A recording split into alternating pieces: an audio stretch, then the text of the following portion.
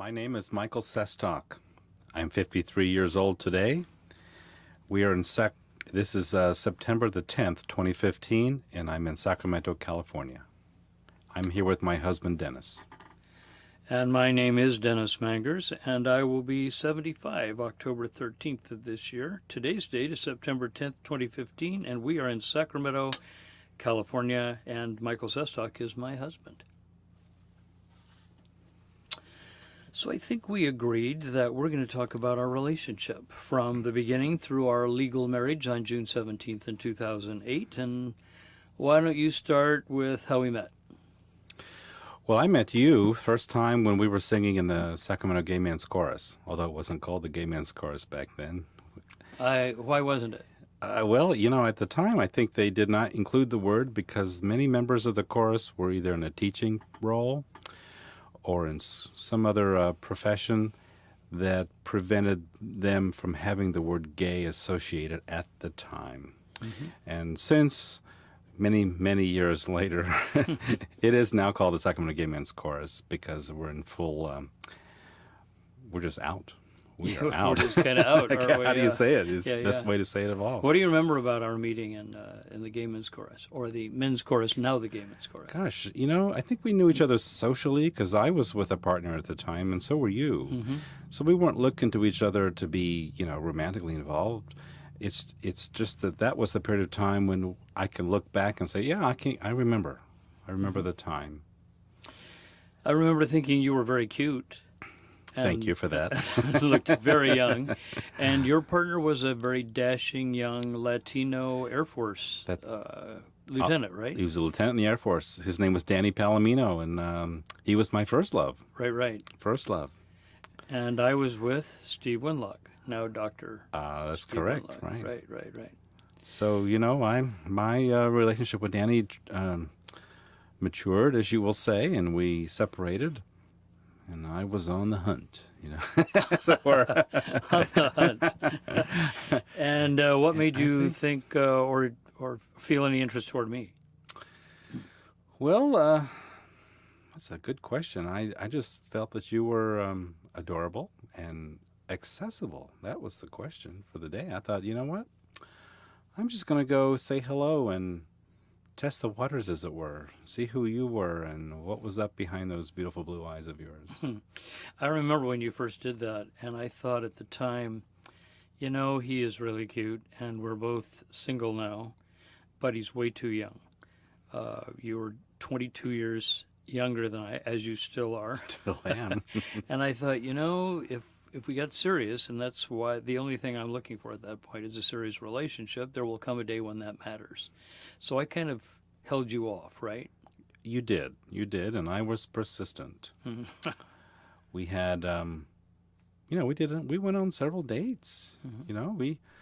We although you were hesitant at the beginning, I persevered and got you to go on some clandestine dates. We had to go all the way to San Francisco in believing that we were getting away from our own stomping grounds. I guess we were still sensitive at the time about how our relationship would be perceived, the age difference, and Sure. We were both in different kind of professional settings, et cetera. So, yeah, it seemed, well, there was another reason for going out to San Francisco. You had been a chef. We were both interested in dining and fine wine and theater, and it was a great opportunity to marry both of that, to pursue our loves for fine dining and to get away and, discover who each other was. Although there was time when we got to the city and realized that were friends of ours we saw on the street, and we had to, what are we going to say? And, why are we here? Exactly, I remember just that. Picking up the laundry, What's your first recollection of when we started kind of getting more serious? It's kind of funny because we don't talk about this very much, so interesting. Gosh, I think that when Daniel decided to go in another direction, and your former partner, my Daniel. former partner Danny was, and I had to make some decisions. Well, how is that landscape going to look? We both lived in the same house at the same time, and how we chose to split or separate was an emotional roller coaster to go through. Not one I wish on anyone, but we do all go through those through our life. And I think that once he and I had that call to say, you know what, we have reached this point in our relationship where you're going that way and I'm going another, I then reached out to you to see what could we do together and how would that transition look. And I think that, I don't know, we probably dated for a year plus, but that seminal moment, the end of, I guess, was it 90 or 91, somewhere in there, I had to move out. Kind of gave you permission. Right, yeah. I seem to recall being invited to our friends Ted Ross and Eric Jensen. invited to their New Year's Eve party. And we decided that afternoon, let's go to this party together because it will be the first time we signaled to our mutual friends that we're something. We're something. We're an item. We're trying to be something here. We went there that evening, and at first we could see the surprise registered on faces, but soon we just kind of got into the drift, and from then on we were together. And then I think shortly thereafter we made the decision to move in together. And I remembered that I moved into your house just after St. Patrick's Day of that year. So we're going from, early January to middle of March. And so I think that was a rather quick transition, if you will, but it wasn't overnight. We had known each other, we had dated, we'd made some decisions, and how do we do the dance to be together? And I think we did it in a wonderful way. It's kind of funny. I recall when you moved in, I had a house at 43rd and J in East Sacramento. And I had mostly the entire house furnished and decorated in Native American and Southwestern art and Mexican folk art. And you had quite a collection of Lalique, Baccarat, and Vasarely, very modern stuff. We had quite a eclectic discovery. How are we going to blend a home with two different artistic pieces and so different forth. furniture and different art, yeah. And I think we did a fun job. It was interesting. When people came over, they saw both of us together and saw your pieces, and then they saw around the corner, that's Michael. It wasn't a jumble or a clash. It was more of a, this is how their home looked, and we figured it out. How did that? I'm trying to remember how exactly that felt, because we'd both been with different partners. You for 12 years with Danny, and me with Steve for 5, and then Tim for a while. I'm trying to remember what it was like when we first moved in together. Do you have any particular memories about that? Oh, I thought it was exciting. It was exciting for fun, huh? Because this was new, and anything new becomes opportunity to discover. Well, where do I, what do I do in this new home space? And then there was the challenge of, well, I'd like to have this wall here for my pieces because I think it'll fit best here, which would supplant one of your pieces. And that's the dance of how do you incorporate your things together? Both of us have to give up some space to allow the other. And that's just all through life. And here we were doing it physically and real in our own home, to decide, okay, well, I'll give you that wall, but I want something instead, or else. So there was just a little negotiation going on. It was a dance we did, and I think it turned out rather well. I think the fact that it went well was one of the things that started to convince me that this might be a long-term relationship. I mean, it sounds superficial, but domestic harmony, in a way, when living together night and day and weekends, is all of a sudden feels so easy. And there's no strife and no real discord. I think that helped start me thinking about, I wonder if this has got potential. Do you remember at any point when you started thinking about that? I concur with your thoughts there that our domestic day-to-day is fairly easy. And that is a big part of being together is, how do you keep house? where does the laundry go, and the dishes, and all those sort of day-to-day things just happen. I don't want to say serendipitously, but they really do, you know. Sometimes it's who's the neat freak and who's the slob, and True, and we both didn't. of us are pretty fastidious Well, in we're not going to say we're both nature. slobs, are we? I would So, never say that on radio. No, no.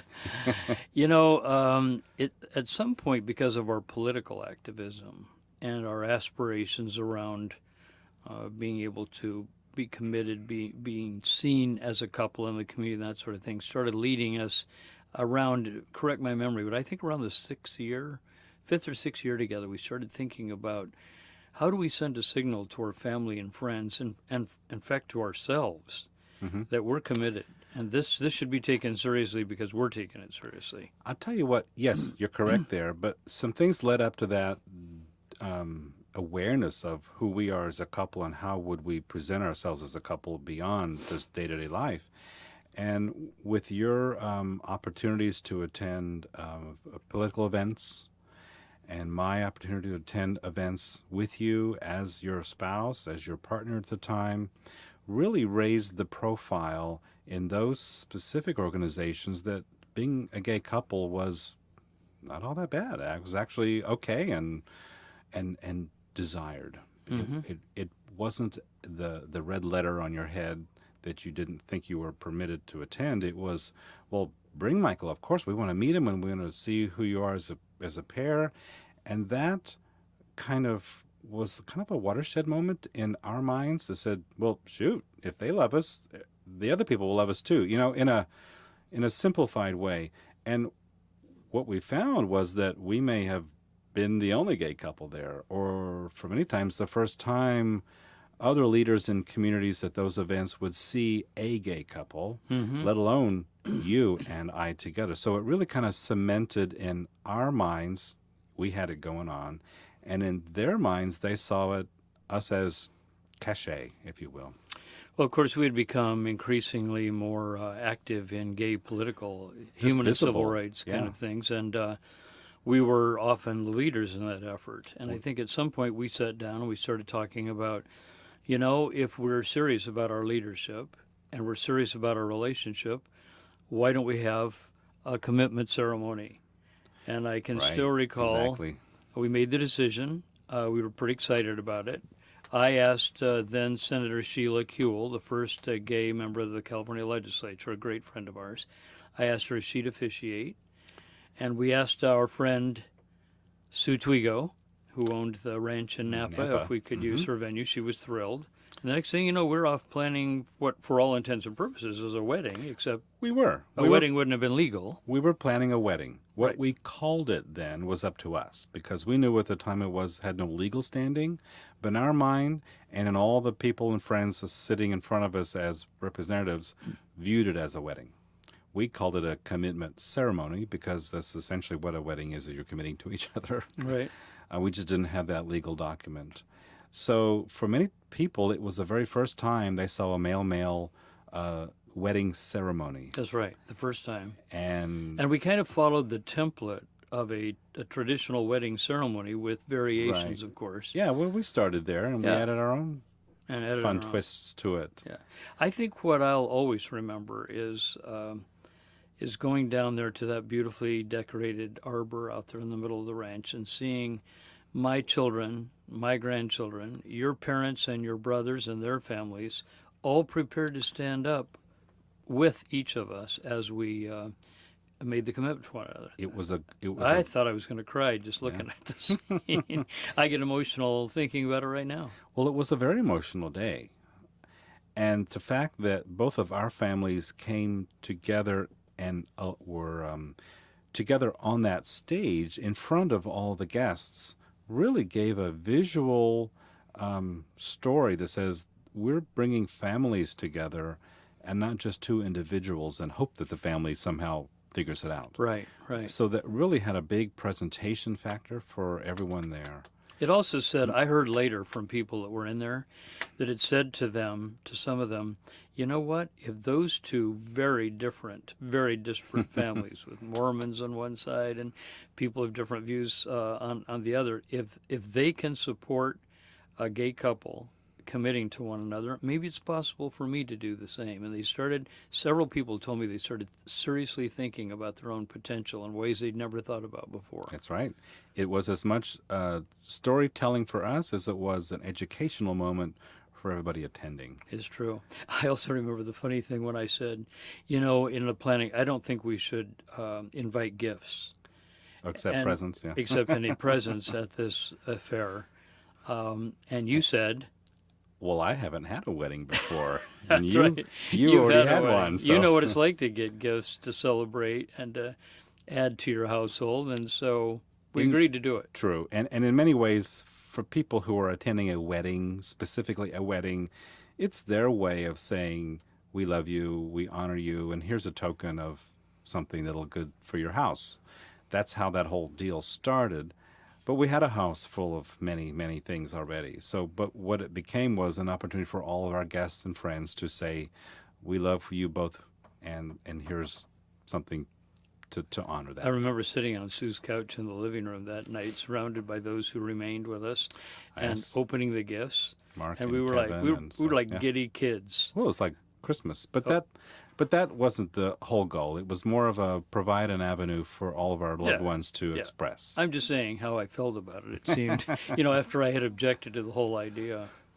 Well, let's. You seemed to like it then. I did. I did like it, and of course, we're still enjoying the lovely things. And none of the china is broken, so that's pretty good. We've done a pretty good job, haven't we? It draws me to think about the period between our commitment ceremony and the next stage of our relationship, when we were driving to San Francisco that fateful day. How many years after our commitment ceremony was that? Well, let's see. Our commitment ceremony in Napa was in 1998. Right. And the events in San Francisco was in 2004. So about 6 years. 6 years later. Roughly 6 years later. I remember I had a speech at Golden Gate University, and you decided you'd come with me. We'd stay overnight. Remember what that weekend was? It was Valentine's Day weekend. That's right. It was Valentine's Day weekend. So we were driving over and just as we hit the Bay Bridge, we always have NPR on. We had NPR on, and we learned that Mayor Gavin Newsom of San Francisco had decided not to wait, that he was going to open the city hall and offer marriage licenses to any who came, any Californians who wanted to get married. And you looked over at me and you said, you want to go get married? And I said, well, it won't be legal. It's not legal yet. It's just the mayor is making a political statement on our behalf. And you said, well, we're all about making those kinds of statements. Right. So let's go. And so after your speech, we got in the car and drove over to City Hall, and it became a... What did we see when we got there? Well, it was not quite a free-for-all, but it was... Lots and lots of people were lined up all the way around City Hall. Yeah. The folks, everybody in line was either a couple plus kids, plus parents, plus friends, in all variety of dress, from casual to folks that chose really to dress up in a however they wanted to be presented, everything else for their wedding. Yeah. And I'll tell you, it became quite a scene in humanity and love about who we are as people. And we saw people in front of us and behind us that were together for 10, 20 years, and people behind us just for a year or two. They were all over that spectrum of dating and discovering, or have been together for years and decided, okay, honey, now's the chance for us to make it legal, which was the driving goal behind the mayor's push. Beautiful stories we heard in line, and along during the day, it turned out to be a long afternoon, and starting to the evening, people from San Francisco poured out, straight and gay alike, bringing their children to see this phenomenon. They were passing out food and water, and people gave us flowers. Right. It wasn't just the people in line to get married. It was people coming to help assist people getting married. They wanted to support us. Showing support. I recall there was an enormous crowd after we went through the process. As you opened the doors to exit City Hall, people were throwing rice, and everybody got a rounding applause, cheering. The music. It was a celebratory moment. It was also there's some activism involved too. Oh, You yeah. know, A to lot of say political you showed activism. up your marriage certificate and say, look, we did it. We are part of this this front line that took the opportunity to get there. That's right. So it was, gosh, it was It was invigorating. thrilling. It was thrilling. I remember just as we got to the door, we'd been in line all day. Just as we got to Oh, the door, they yep, came out and yep. announced that the city hall had been booked for the evening. Ironically, I think, for a straight wedding. It's fine. Yeah. Yes. And so they said, we'll give you a number and you can come back tomorrow morning. Tomorrow. So we decided to make the best of it. We took our number and decided we definitely would be back the next morning to get married. So that night we went to dinner at Chez Panisse in Chez Berkeley. Panisse in Berkeley, and we stayed at the ambassador's, the Archbishop's Mansion bed and breakfast. Back in San Had Francisco. a wonderful Yeah. romantic Yeah. evening. I still remember the dinner. And, Well, it was Valentine's. We were going to do that anyway. yeah, we were. Just so happened we got a chance to kind of, slip in marriage at the same time. That's right. That's right. And it was so fun because all of the rooms at the Archbishop's bed and breakfast are named after operas. I can't remember which. Do you I remember? think we had the La Boheme suite. We did. Yeah. We had La Boheme Suite. Anyway, we went back the next morning. We got back in line with our number. We went in, and as we went up into the city hall, there was we got the license figured. As we came out, there was a woman, a woman who was vice president of a wine company, standing up in a shaft of light that was coming down through one of those round windows at the top of the city hall, Right. and she invited us to stand right in that pool of light on the mosaic tile. And we stood there, and with our two friends, We recited our vows, and she began the ceremony as like we've always heard since we were a child. What does this mean when two people are standing up in front of the officiant, that's right. justice of the peace, or whoever you want to choose to have you marry? And the words started to come over, and the blood like went all the way out of my head, all the way down to my feet and back up, and I realized, wow, I'm hearing these words for the very first time. Yeah. And it gives you such weight, such moment to realize, okay, they're being said to me now and not to anyone else, and it becomes Well, you can imagine. very real. Oh, yeah, absolutely. And you can imagine how surreal for me because I had been married before to my sweet Linda, my college sweetheart, for 24 years before I came to the realization that I was gay. And so for me to have been through that ceremony back in 1962 and hearing those same words, and now here I am in 2004 seeing them with you. It was I had really mixed emotions, to put it mildly. You had a lot swirling in your head all day. Boy, I sure What have did. I done? Where am I But doing as you now? said, when we hugged and we cried and we went down the steps and out the east steps of the Capitol, it was one of the moments I'll never forget. As people were throwing rice and there was music playing, we held up our license, and I've been a political person most of my career, so I kind of knew where we were headed, and yet I did not allow it to intrude 1 second into our happiness, and our car could have floated back to Sacramento that day. We were so happy. Right, we had done it. We were one of the few. I think. How many couples totally? I think 4,000. I think it was 4,000 4,000, couples. yeah. So, So we felt we did it. We got it. Got the certificate.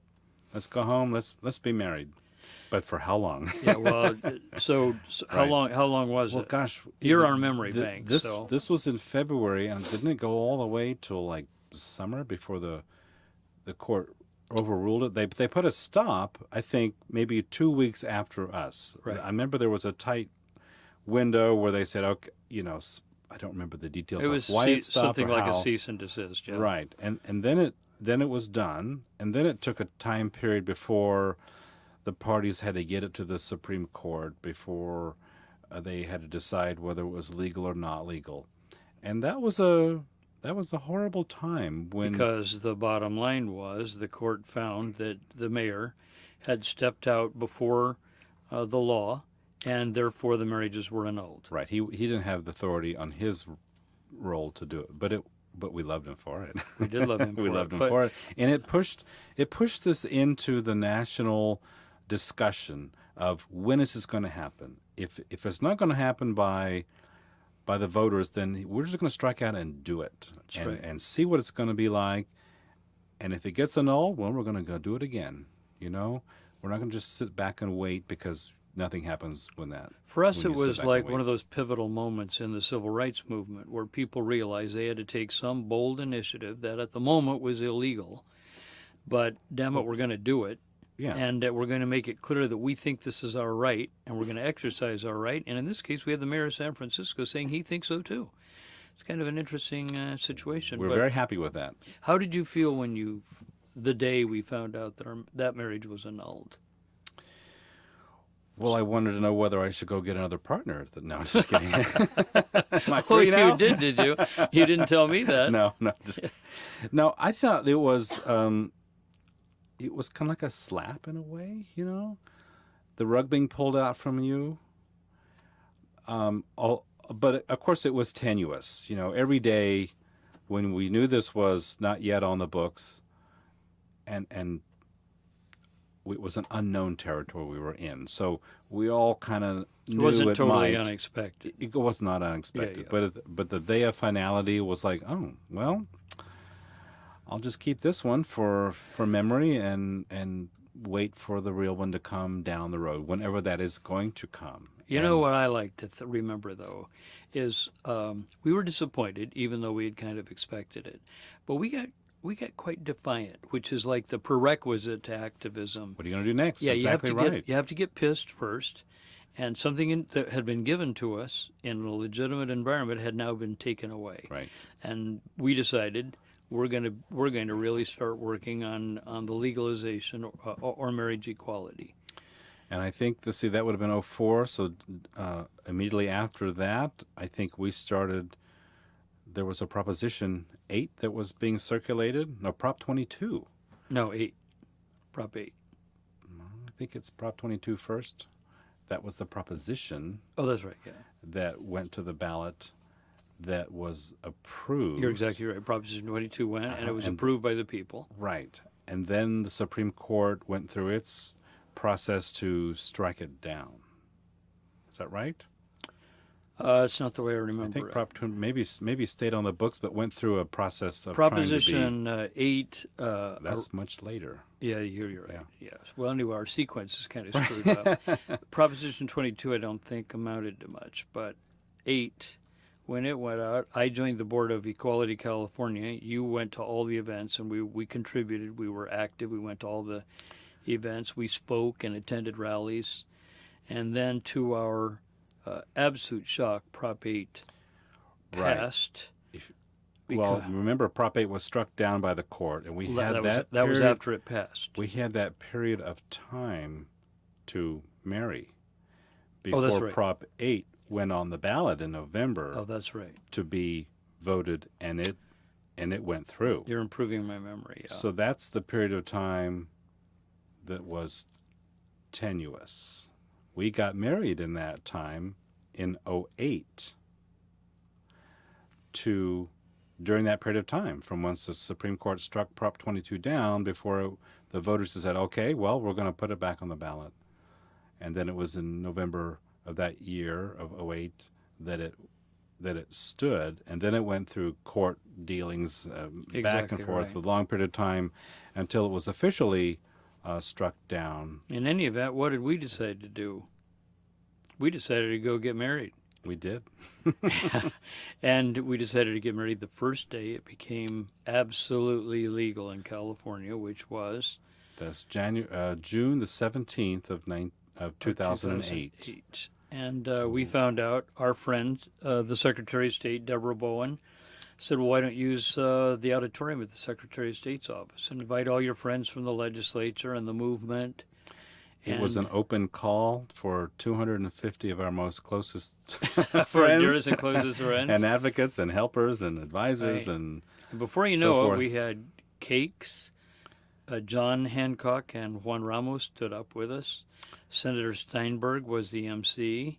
and then Sheila Senator Kuehl Sheila Kuehl. was back for round 2. Yeah, round 2. And if you can recall, I do, that day when she says, okay, we're going to do this again, which is she's never had to be able to say that to anyone It was the anyone first time. else. It was her So first she looks wedding. us square in the eye and says, "Okay, we're going to do this again now." And you could tell that she was reading a different script because at the time, the first time, she couldn't say by the power vested in me by the state of California, blah blah.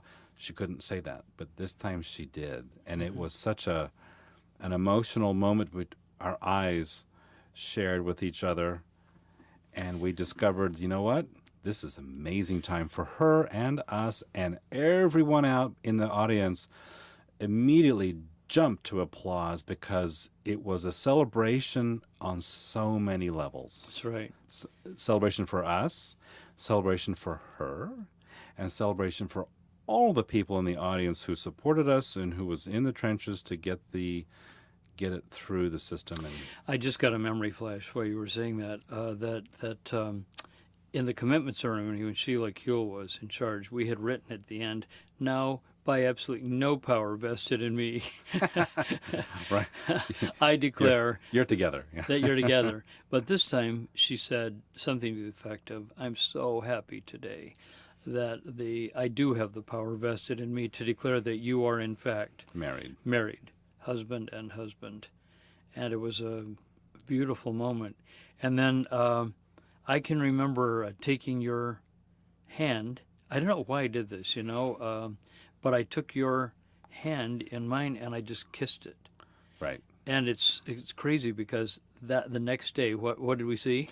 That happened to be the photograph that was used in the front page of the Sacramento Bee, above the fold, I might add, to talk about the same-sex marriages that happened the day earlier. And they caught that picture of me kissing your hand, which later I thought, whatever the straight population out there that think, or the religious people of faith who think this is inappropriate, that it seemed like a really tasteful way to cement our relationship as the first one on that day. Yeah.